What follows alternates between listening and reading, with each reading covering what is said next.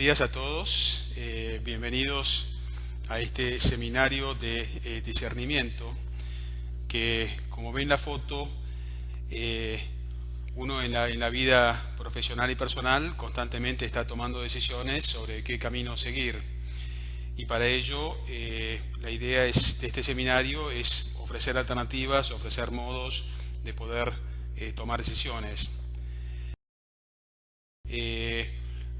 Como ven, los objetivos del seminario, el primero de todos es proveer competencias para la toma de decisiones. ¿Qué significan competencias?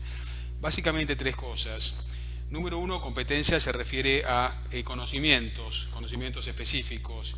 Este seminario le va a ofrecer una serie de conocimientos de finanzas, marketing, operaciones, estrategia de negocios, o sea, que los va a ayudar de alguna forma tanto en su vida profesional, para poder tomar decisiones de alguna forma como ejecutivos, como gerentes, como directivos de empresas, pero también decisiones en el plano personal. Y de alguna forma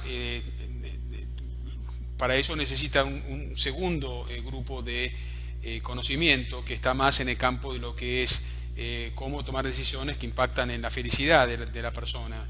Para ello vamos a ver un poco temas de filosofía, de filosofía moral, filosofía política, filosofía económica, pues de alguna forma las decisiones que uno toma en el campo profesional tienen impacto también en la comunidad.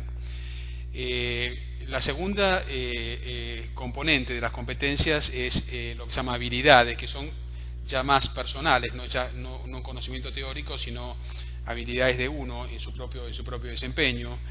Y vamos a ver varias habilidades. Por lo pronto, mucho en lo que hace a la parte toma de decisiones, todo lo que es planeamiento estratégico, todo lo que es pensamiento crítico, y eso es muy importante para un gerente porque de alguna forma un gerente tiene que tener pensamiento crítico, discernimiento, o sea, la capacidad de poder pararse frente al mundo, frente a hechos, frente a gente, y poder tener sus propias opiniones, sus propias decisiones, y para ello hace falta pensamiento crítico, y eso lo vamos a ver.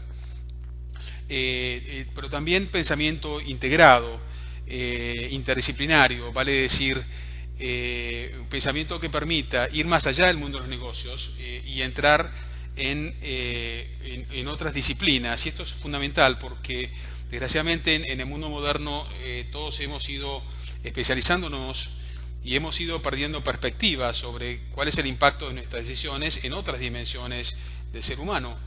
Y eso es muy serio. Ustedes saben, prácticamente en la totalidad de los libros de estrategia de negocios, que se supone que es la última materia que uno aprende cuando estudia una maestría de administración de negocios, prácticamente el tema responsabilidad social, ética, impacto en la comunidad está prácticamente ausente, si no ausente en su totalidad. El pensamiento integrado, entrar en otras disciplinas, permite recuperar esa integración de conocimiento, lo que se llama pensamiento interdisciplinario, y eso ayuda a poder discernir si lo que uno está haciendo es lo mejor para la comunidad. La tercera dimensión de competencias, ya vimos conocimiento, vimos habilidades. La tercera dimensión lo llaman perspectivas, de alguna forma uno en relación al mundo, a la gente, a la comunidad, al entorno ecológico, etcétera. Y eso también lo vamos a ver, o sea, toda la parte ética, responsabilidad social, sustentabilidad, es algo que es fundamental por un ejecutivo que tome decisiones considerando cuál es el impacto de las decisiones. Para todo ello hace falta también una parte como más personal, la propia espiritualidad, porque de alguna forma uno sé que toma decisiones en base a la propia psicología, los propios sentimientos, las propias vivencias. Entonces por eso también vamos a incorporar la parte de espiritualidad. Entonces la agenda es, primero de todo, lo que es estrategia de creación de valor, y con esto pensamos que les puede interesar porque les va a dar herramientas para su vida profesional y para la parte más toma de decisiones con impacto en la comunidad. Vamos a ver todo lo que es ética, responsabilidad social, y como es un tema que crea bastante confusión, vamos a ofrecer un poco la visión de Juan Pablo II, que es tremendamente interesante y poderosa. No es porque estemos en una institución cristiana que lo hacemos, aunque estuviéramos en una institución no cristiana, también es riquísimo, porque Juan Pablo II fue un campeón en lo que es pensamiento interdisciplinario. Ustedes leen sus encíclicas y no solo aporta la parte cristiana, sino también la parte de filosofía moral, filosofía política, filosofía económica. Todo lo que es fenomenología de Juan Pablo II, lo vamos a ver después. Fenomenología es una respuesta a un poco la polarización del mundo. El mundo se ha polarizado mucho hacia todo lo que es la derecha y la izquierda, libre mercado versus colectivismo. La fenomenología permite un balance entre ambos, permite ver las cosas buenas y malas de ambos y ofrecer alternativas genuinas. Y por último, una fortaleza o una visión genuina de Juan Pablo II es como la parte espiritual es algo fundamental para poder proveer una visión más humanista de la vida. Vamos a ver después la visión de Francisco. No es porque querramos hacer una visita a todos los papas de la historia, ni mucho menos, sino porque de alguna forma los jesuitas han sido los campeones de lo que es el discernimiento.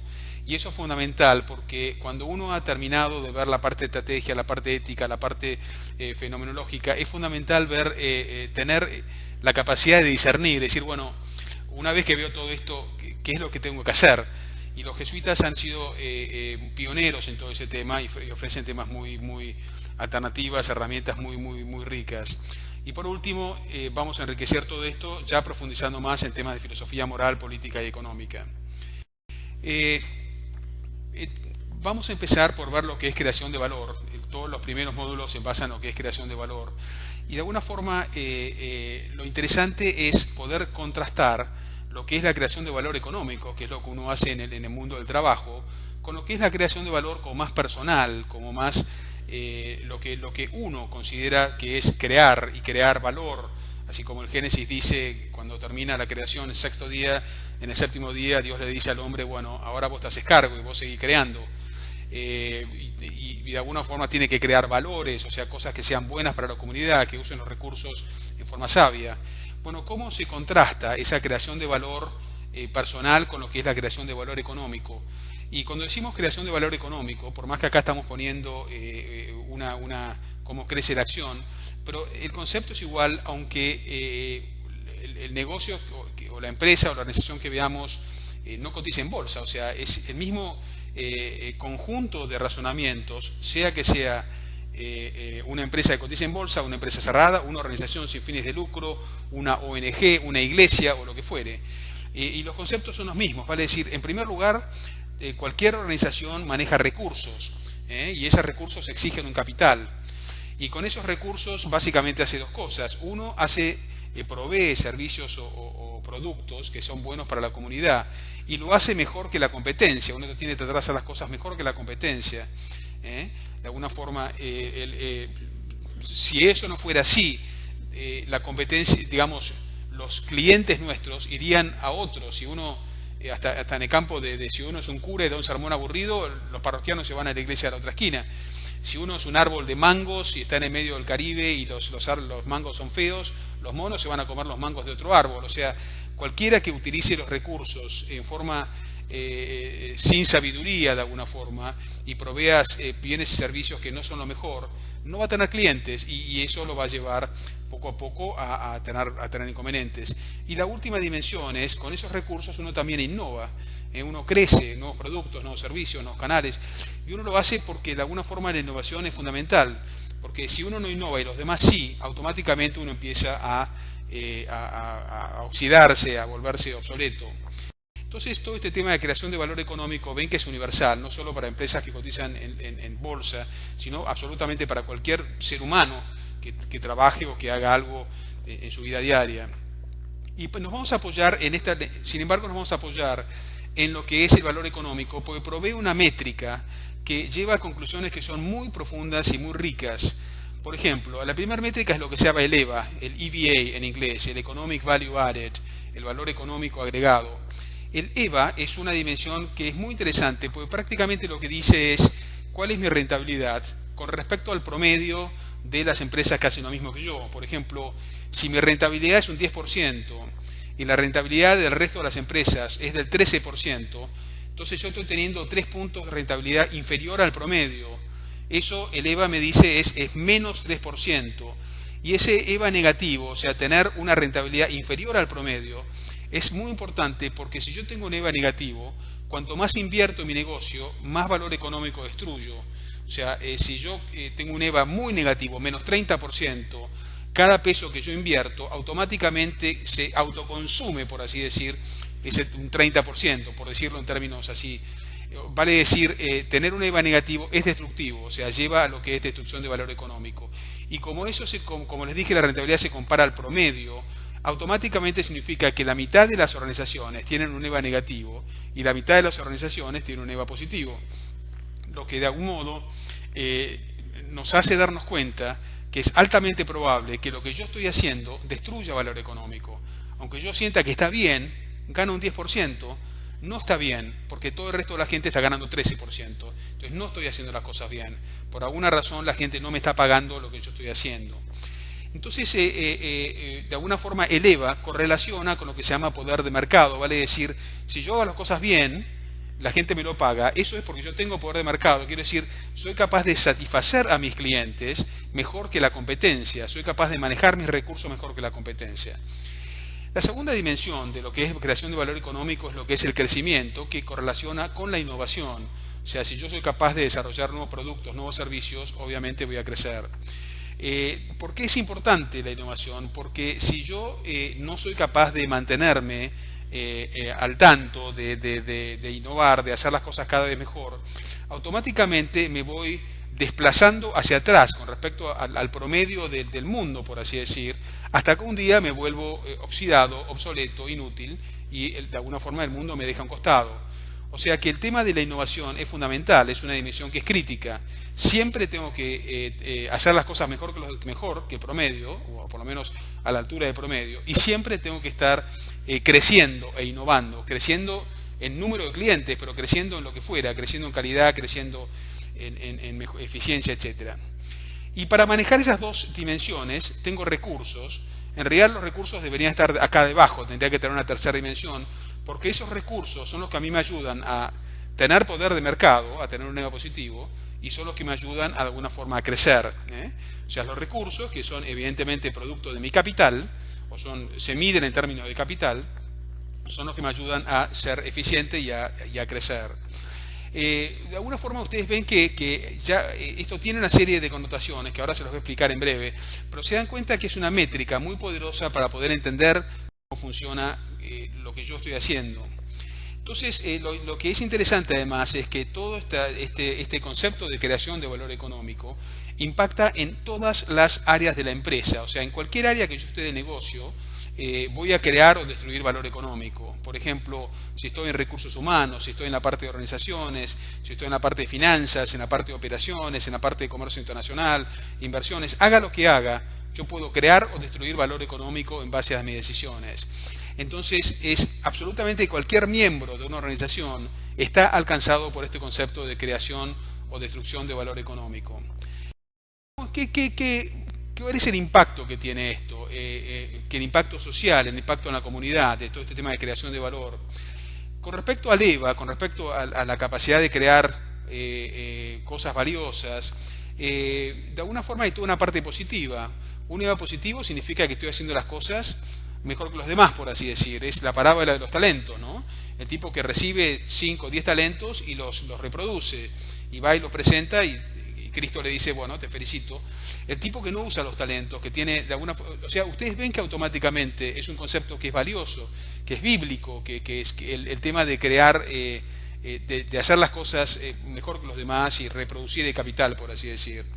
O sea que el impacto social del éxito del eficiente, o sea, si lleva las cosas bien, una buena medicina le hace bien a la gente, una buena educación le hace bien a la gente. Es competir por hacer las cosas bien. Ustedes ven que es una dimensión positiva.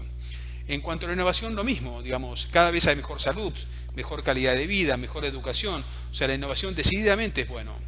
En cuanto al uso de recursos también, el uso de los recursos eficientes, mejora los recursos humanos y naturales, los desarrolla, los potencia. Y todo esto, todo este esquema de creación de valor económico repercute en los mercados. En los mercados, como decía Dan Smith, de alguna forma vincula la gente que necesita con la gente que tiene recursos, esa mano invisible que de alguna forma le hace bien a toda la comunidad. Sin embargo, también tiene una parte que es negativa. Y esa parte negativa puede ser muy negativa y muy seria. Y de alguna forma uno tiene que tomar conciencia que lo que uno hace tiene esa doble dimensión, positiva y negativa. Y ahí es donde viene todo el concepto de pensamiento crítico y todo el concepto de discernimiento. De darse cuenta que en las decisiones gerenciales yo tengo siempre esa doble cara, la parte positiva y la parte negativa. Por ejemplo, Este concepto de EVA, que tengo que ser más rentable que la competencia, es controversial, porque a veces lo que hace es crea una especie de darwinismo social. Si ustedes lo piensan, siempre hay empresas, la mitad de las empresas están debajo del promedio en cuanto a eficiencia. ¿Qué pasa si un día yo las hago desaparecer? Elimino todas las empresas que son poco eficientes. Bueno, desgraciadamente el EVA se vuelve a correr hacia la derecha y se vuelve a marcar un promedio, y las que queden, las que sobrevivan, de vuelta van a ver la mitad de las empresas que no son eficientes y que tienen EVA negativo y que destruyen valor económico. Es claramente una cuestión de darwiniana, digamos, de que sobrevive el más eficiente, el que más lucha y todo. ¿Qué pasa si uno no lo puede hacer? ¿Porque no tiene el talento o porque tiene un problema intelectual, por ahí desgraciadamente tiene una falencia? O ¿qué pasa si uno no es capaz de vivir en ese mundo tan competitivo?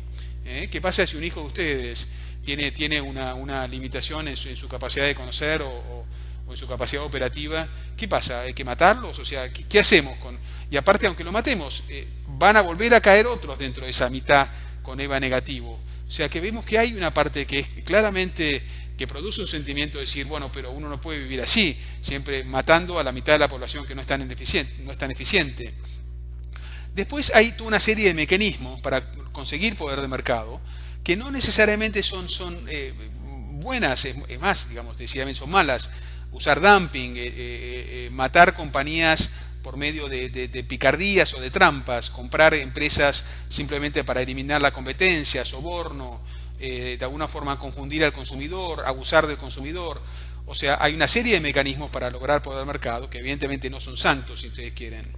¿Qué pasa con la innovación? La innovación también puede producir cosas muy contradictorias. Les pongo un ejemplo, que es todo el tema de la especulación financiera que ha producido la crisis en Argentina de hace unos años, la crisis en Europa, la crisis del 2008 a nivel mundial. Y si ustedes ven las cifras, estas crisis, las cifras son realmente impactantes. Por ejemplo, hace 20 años, en el mundo había 10 trillones de dólares. 10 trillones, recuerden la cifra, 10 trillones de dólares en fondos globales. Hoy hay 500 trillones de dólares en fondos globales, considerando los productos derivados, etcétera.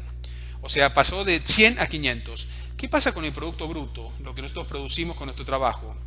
Hace 20 años eran 10 trillones de dólares por año, o sea, numéricamente eran 10 de producción contra 10 de fondos, y hoy hay 50 trillones de producción contra 500 trillones de fondos. Ustedes imagínense estos 500 trillones de fondos, entran en el mercado hasta Estados Unidos. Estados Unidos, el Producto Bruto de Estados Unidos es 15 trillones. Son 500 trillones de fondos contra 15 trillones, que es toda la economía americana, todo lo que produce en un año. Ustedes se dan cuenta que la capacidad especulativa que tienen esos fondos es absolutamente fuera de control, es gigantesca.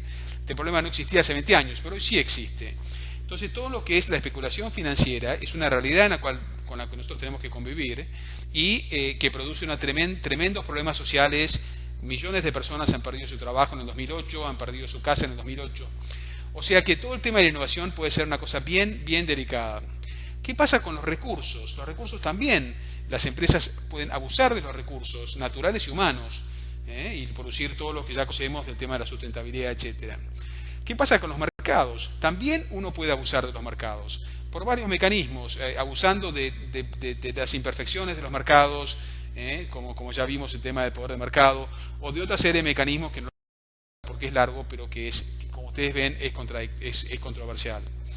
Entonces, un poco la conclusión de todo esto es que una vez que uno termina de hacer todo este recorrido, que vamos a hacer durante varias semanas por todo el tema de la estrategia de negocios, vamos a llegar a la conclusión de que lo que hacemos es controversial y produce beneficios y cosas negativas para la comunidad. Entonces, vamos a entrar en otra dimensión, que es analizar lo que es estrategia de negocios, ética de los negocios y responsabilidad social. Y hay una serie de teorías y de modelos. Sin embargo, cuando uno termina de ver todas las teorías éticas y todas las teorías de responsabilidad social, todos los modelos, uno termina más confundido que antes. Porque prácticamente todas esas teorías es una enumeración de respuestas posibles que suelen ser muy contradictorias y que al final prácticamente todo es válido, todo es posible. Yo puedo hacer absolutamente lo que quiera en el campo de los negocios y encontrar una teoría que me dé su bendición y me diga está bien lo que estás haciendo. Con lo cual uno termina diciendo, bueno, pero entonces uno termina muy confundido. Y lo mismo en la parte de responsabilidad social. Hay un montón de mecanismos de promoción de la responsabilidad social, pero uno dice, no tengo la menor posibilidad de aplicar todos, y aunque quisiera, son contradictorios. Los que unos proponen se dan de patadas con lo que proponen otros. Entonces uno termina todo este recorrido con una especie de, como de decir, de pesadez, de decir, bueno, esto termina siendo un poquito complicado, ¿no? Entonces, ahí entra un poco la visión de Juan Pablo II y de Francisco, de alguna forma, que no es que ellos planteen este cuadro, pero conceptualmente este cuadro les puede ayudar a entender lo que ellos plantean, que básicamente es entrar en el campo de la filosofía. Por ejemplo, lo que es la epistemología. Darse cuenta que hay como tres grandes construcciones en el mundo. Todo lo que es el empirismo inglés, que impacta en todo el mundo anglosajón, en Estados Unidos, que de alguna forma es el padre de todo lo que es el mercado libre, todo lo que es la economía capitalista, y que produce toda una serie de respuestas en el campo de la filosofía moral, lo que es el utilitarismo, en el campo de la filosofía política, lo que es el individualismo, en el campo de la responsabilidad social, lo que es la teoría de la creación de valor económico. Entonces, todo esto es un gran edificio de pensamiento. Después hay otro gran edificio que es un poco, que nació casi en contraste, cuestionando todo ese empirismo, que es el idealismo que viene de la época de Platón, pero que de alguna forma tomó más impacto a partir de Kant en la modernidad. Y de alguna forma ese idealismo plantea algo muy opuesto a lo del empirismo, que básicamente es decir que sí hay ideas universales, hay cosas que uno tiene que seguir, normas que tiene que respetar, éticas, de derechos y de justicia que tiene que respetar, y eso crea una visión más colectivista, más opuesta a lo que es el individualismo en el campo de la filosofía política. Lo que el empirismo plantea como mercado libre, el idealismo plantea como al revés, como intervención estatal, y de alguna forma ven que son como dos grandes edificios, y el mundo moderno está bastante polarizado entre estas dos. En muchas cosas actúan juntas, en muchas cosas están opuestas. Pero es interesante poder darse cuenta, cuando estamos hablando de ética, que hay ciertas éticas que responden a la lógica del idealismo y por ende tienen una serie de fortalezas y debilidades, y toda otra ética que responde al empirismo y que tiene otras fortalezas y debilidades, y que de alguna forma uno puede automáticamente darse cuenta, cuando uno decide usar un modelo ético u otro, cuáles van a ser sus fortalezas y sus debilidades. Y después hay todo un tercer conjunto, que es el que sigue justamente Juan Pablo II, que es una respuesta de la modernidad a la polarización que se dio entre esta derecha e izquierda, si ustedes quieren verlo de algún modo. Y de alguna forma lo que hace es plantea lo que es el realismo, que vamos a ver después, que es una filosofía diferente, que apunta a maximizar la felicidad del individuo y de la comunidad. En el campo de la ética propone la ética de los valores están ausentes o están semi-ausentes en las otras éticas. Todo lo que en el campo de la filosofía económica, toda una serie de alternativas, no es que diga que esté mal el libre mercado o mal el institucionalismo, pero está diciendo, bueno, pero hay toda una serie de cosas que ni los mercados ni los estados resuelven. Y finalmente propone toda otra serie de alternativas en el campo de la responsabilidad social. O sea, esta forma de poder entender y clasificar, por más que no es una clasificación perfecta, porque hay un montón de definiciones que no son perfectas. Supónganse, uno pone Marx acá, dentro del idealismo, porque definitivamente Marx nace del idealismo de Hegel y nace también con una concepción colectivista de la vida. Pero Marx también tiene mucho de empirismo, mucho de practicidad, si quieren. O sea que uno lo pone acá porque está más cerca de aquí que de aquí, pero no quiere decir que la clasificación sea perfecta. Hay un montón de cuestiones que son cuestionables en la clasificación, pero decididamente ayuda a poder entender cuáles son las fortalezas y debilidades de cada una de estas visiones. Esto es algo que lo vamos a ver en la segunda parte de este seminario, y tiene una serie de ventajas. Primera ventaja: en el campo de los negocios ayuda a entender de dónde vienen todas las disciplinas de negocios que hemos estudiado. Estrategia, marketing, de finanzas, todos de alguna forma son derivados de este concepto de mercados, economía clásica, neoclásica, etc.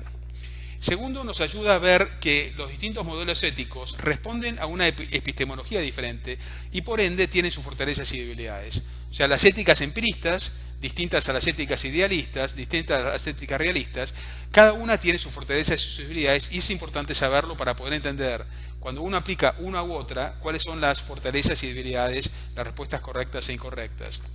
En el campo de la responsabilidad social es interesante saber de que el empresario no es responsable de todo lo que pasa en el mundo, ni mucho menos, sino que es parte de una comunidad y es importante saber que algunas decisiones las tiene que tomar el empresario y muchas otras son parte de la comunidad y son parte de los mismos consumidores, de los mismos legisladores, de los pagadores de impuestos, etcétera. Y por último hay una cuestión de integración del conocimiento y la integración del conocimiento produce una tremenda sabiduría que ayuda a integrar la persona y a integrar la persona en la comunidad. Y esto es algo que caracteriza al pensamiento de Juan Pablo II. Juan Pablo II es un realista, vale decir, lo sigue Aristóteles, a Santo Tomás, y de alguna forma ambos siguen el concepto de maximizar la felicidad. Maximización de la felicidad no está presente en el empirismo y no está presente en el idealismo, en ninguna de las dos, solamente está presente en el realismo. Todo el tema de integración que produce, el hecho de poder decir, bueno, qué cosas tiene de bueno o malo todo el libre mercadismo, por así decir, qué cosas tiene de bueno o malo toda la visión más colectivista y qué cosas no la resuelve ninguno de los dos, sino que hay que agregarla. Eso produce una integración del conocimiento, una pacificación, se acaba la polaridad, es o tengo un gobierno de izquierda o tengo un gobierno de derecha, o tienen razón los gobiernos latinoamericanos ahora que se están volcando a la izquierda, o tienen razón el gobierno norteamericano, de alguna forma no. Digamos, cada uno tiene cosas que uno tiene que tratar de descubrir cuál es la sabiduría detrás y cuáles son los errores detrás. Todo el tema de la ética de los valores, que básicamente es maximizar la felicidad de la gente. La parte espiritual es una parte central de Juan Pablo II. Ustedes saben que su tesis doctoral fue sobre la espiritualidad de San Juan de la Cruz. Y a partir de ahí, Juan Pablo II siempre ha seguido una visión muy espiritualista. Y esto es algo fundamental, porque cuando uno toma una decisión gerencial, en el fondo es uno, es una persona, es el espíritu de la persona la que forma parte de esa decisión. Vamos a ver más adelante que esto es absolutamente central dentro de todo nuestro ejercicio. Finalmente, toda la parte de filosofía, que lo vamos a ver después, cuando termine las primeras dos partes del seminario, vamos a entrar más en detalle, porque esto da respuesta a un montón de temas que son prácticamente parte de nuestra cultura actual. Por ejemplo, ¿es posible conocer, es posible tomar decisiones, es posible, existen los valores, la gente tiene algo que... O sea, todas esas cosas tienen conclusiones prácticas importantísimas que la vamos a ver después. Y por último, como les decía, vamos a ver un poco la visión de los jesuitas. Como les decía, son los campeones del discernimiento. Y el discernimiento es el último ejercicio nuestro dentro de este trabajo de toma de decisiones. Cuando uno finalmente se encuentra con todo este panorama de poder entender el negocio, poder entender la competencia, poder entender a los consumidores, poder entender toda la parte más ya de ética, filosofía moral, política, económica, ahí uno tiene que de alguna forma sentarse y decidir qué es lo que uno debe hacer. Y para eso los jesuitas han propuesto toda una serie de mecanismos muy ricos para poder discernir qué es lo que uno debe, cómo se debe tomar una decisión, cuál es el impacto en la persona y en la sociedad, especialmente cuando son decisiones complejas. Bueno, este va a ser un poco el camino que vamos a seguir. Como ven, es un largo camino, pero que ojalá que les pueda servir para poder profundizar en sus tomas de decisiones que tengan que tomar en su trabajo y en sus vidas personales. Muchas gracias.